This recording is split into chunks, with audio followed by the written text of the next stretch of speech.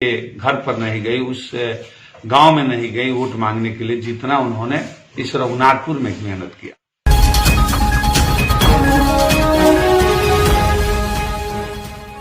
कि मैं आज प्रेस कॉन्फ्रेंस अपने उन शुभचिंतकों, उन मतदाताओं के लिए किया जिन्होंने मेरे पे विश्वास करके 49,677 वोट देने का काम किया। हम पर उन्होंने विश्वास व्यक्त किया, इसके लिए मैं उनको बधाई देना चाहता हूं। जीत हार तो एक सिक्के के दो पहलू हैं और जीते हुए अपने कैंडिडेट को मैं अपनी ओर से बधाई देना चाहता हूं। 8 विधानसभा में जितने लोग जीते हैं, चाहे एनडीए के लोग जीते हों, चाहे यूपीए के लोग जीते हों।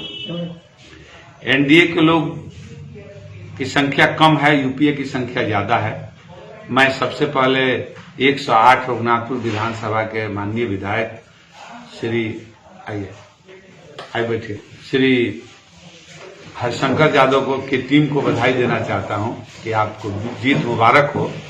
लेकिन जीत की जो कप्तान हैं हिना साहब जी, मैं उनको बधाई देना चाहता हूं। चूंकि हरिशंकर यादव नहीं जीते हैं, ये जीत हिना साहब की जीत है, क्योंकि उन्होंने अपने लोकसभा चुनाव में इतना परिश्रम नहीं किया। अल्पसंख्यक के घर पर नहीं गई, उस गांव में नहीं गई वोट मांगने के लिए, जितना उन्होंने इस रघुनाथपुर में मेहनत किया। तो ये जीत हरिशंकर यादव की जीत नहीं है, वास्तव में हिना साहब की जीत है। और माननीय हम लोगों के अभिभावक हैं, सिवान के सदर विधायक श्री अवध बिहारी चौधरी जी, उनको भी बधाई देना चाहता हूं। अपने बच्चा जी को बधाई देना चाहता हूं, बच्चा पांडे जी को भी।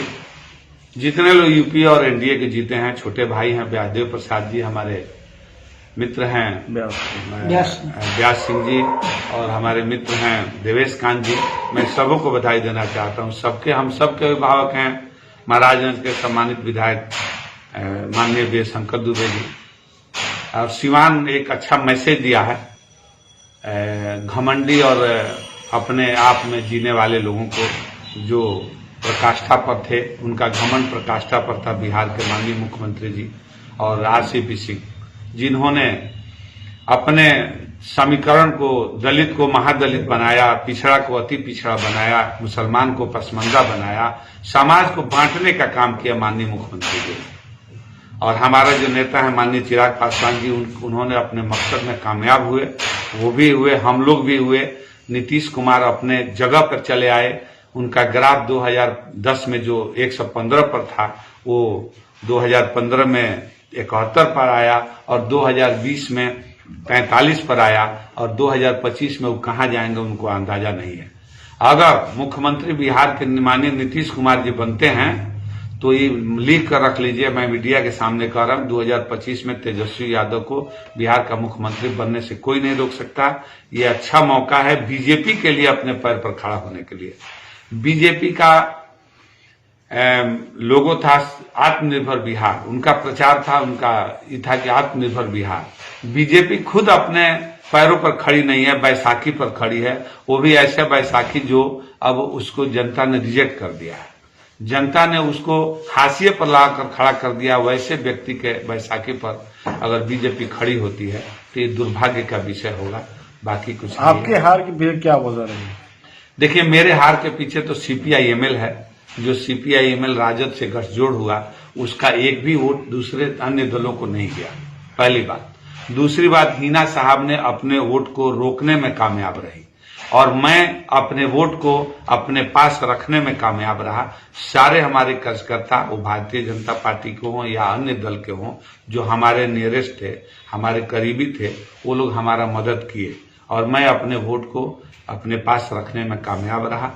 इसलिए, और दूसरी बात हुई कि जनता दल यूनाइटेड जो वोट था वो हमको नहीं मिला, और जिसका कारण हुआ कि हम लोग चुनाव हार गए।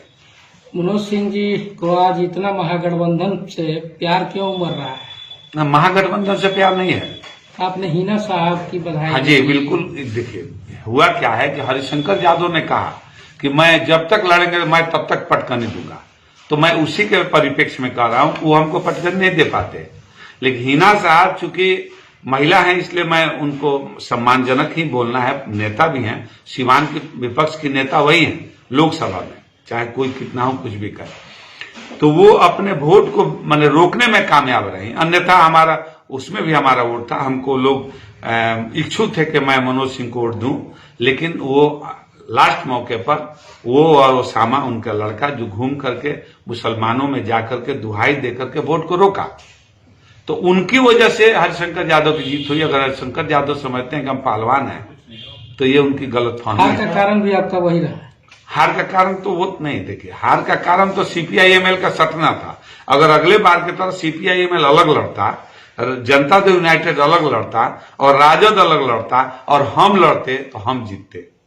सीपीआईएमएल का वोटर को ऐड होना राष्ट्रीय जनता दल के साथ मुख्य कारण वही है। नहीं, आप कह रहे हैं हरिशंकर यादव की जीतने का कारण है हिना साहब। नहीं, मैंने कहा कि राष्ट्रीय सीपीआईएमएल का वोट ऐड होना पहला कारण है। दूसरा है कि उस टीम के कप्तान जो थे हिना साहब, उन्होंने अपने प्रतिष्ठा का विषय बनाया।